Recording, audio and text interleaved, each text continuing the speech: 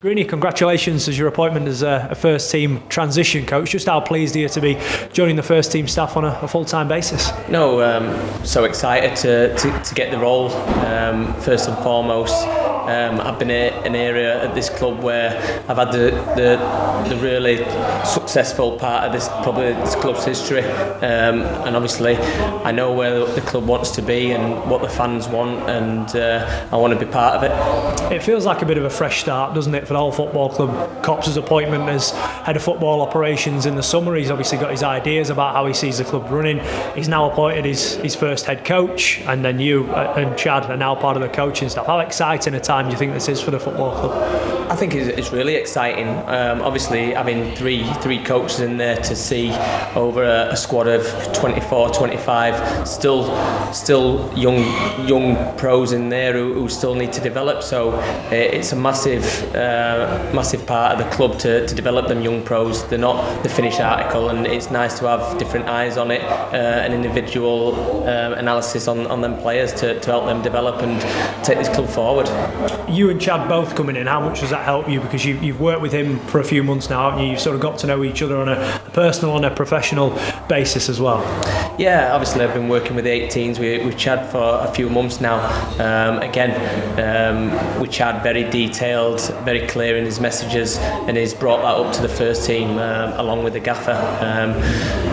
Obviously, I've played against the gaffer through playing through my career, but to see this side of it it's exciting. He's very detailed, very clear with his messages, and like I say, I think that's what the club's need at this moment in time. How's that balance worked in the first couple of weeks, and while you and Chad have sort of been in on an interim basis in the meetings? Is it between just the three of you? Is it sort of bouncing ideas off and see sort of what you can come up with at the end of it? Yeah, definitely. I mean, it's always nice to have them different ideas put on the table, and like I say, it's good that the gaffer's got his ideas, and we agree with the style of football that he wants to play, and that's a massive part of why he's probably brought us in. We all agree that the style of football and what the club needs at this moment in time is that, and them ideas going forward, everyone's got to be on the same page, and that's what we all agree on. Cops has spoken a lot about getting the right people in place for this particular group of players. As a player, you were energetic, had that personality about you. Is that what you feel you can bring in sort of your coaching abilities as well? Yeah, definitely. I'm always smiling, do you know what I mean? Happy-go-lucky man. And like I say, it's nice to have that energetic coach to get about and get them buzzing about. And I'd like to bring that forward with the players, and not just that, probably share my experiences throughout the game. I've been in it for a long time, and like I say, there's some young players in there. It's just nice to guide them in the right direction. In terms of your coaching style, I know the obvious sort of one is Sean O'Driscoll, the people you take stuff from. Have you taken things from all the managers you've worked under though in your career to sort of stand you in good stead now? Yeah, you pick them out. Obviously, probably Sean O'Driscoll's the main one. You come in every day thinking. You're not just come here to just kick a ball about. You get the players thinking, and you can see that with the new gaffer, and you can see that kind of style, what he wants to bring in, getting the players thinking for themselves, getting them in the right positions at the right time.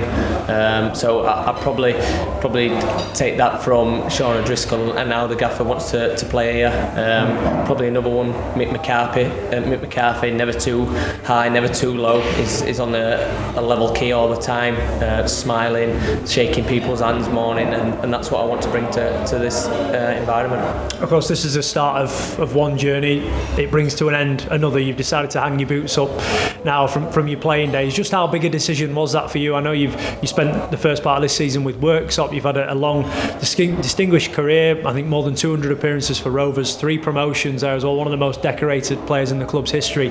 Just how big a moment is that for you to finally say, you know what, I'm moving on now to the next chapter in your career and your life as well? Yeah, it is a tough decision, but you don't get these opportunities every day of the week, and for me personally, that's the next transition into my career was going into the coaching side, and to get an opportunity like this to work with an up and coming manager like Danny and Chad as the assistant, it's a great opportunity for me. And like I say, I want to bring my personality to the table, my experience to the table as well. So I think it's a good dynamic what we've got in there. But going back to the question of hanging up your boots, it is a tough one to take. Obviously, I love playing football. I love everything about it.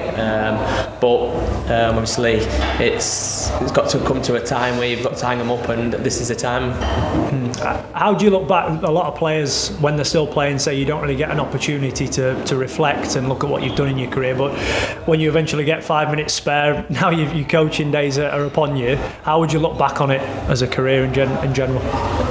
Like I say, there's always up and downs in your career, but I've probably had more ups than downs, with obviously 4 promotions with me on my CV, obviously Johnson's Paint Trophy in there, and it's most players go through the career without getting promotion or winning a domestic cup or something like that. So I've been very fortunate to do that, and been lucky enough to play for my country as well, played against some world-class players. So I do look back at it probably now when I went to semi-pro level, where I have achieved a lot in football. Like, I think to myself, just a lad from Pontefract that's achieved quite a lot, but I've worked hard for it, and I've deserved everything that I've got.